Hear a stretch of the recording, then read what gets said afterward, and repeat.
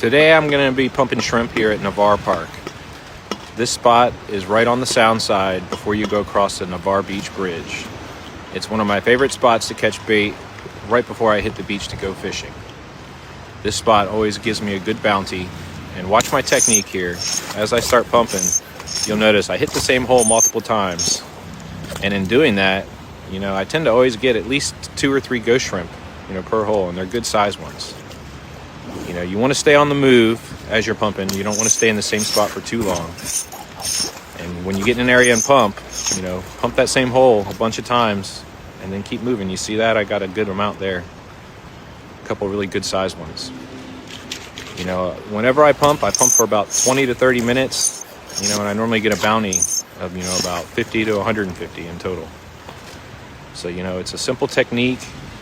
All you need is that sifting tray, a nice, good aluminum stainless steel pump, and you will get plenty of bait that will allow you to fish for not just one day, but many days.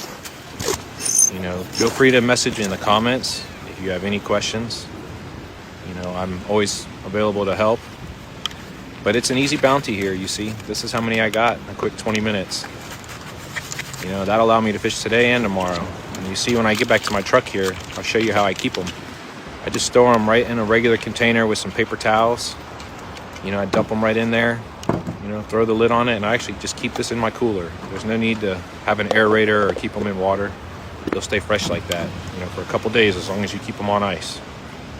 And it's that simple, and then you're ready to fish. Tight lines, guys.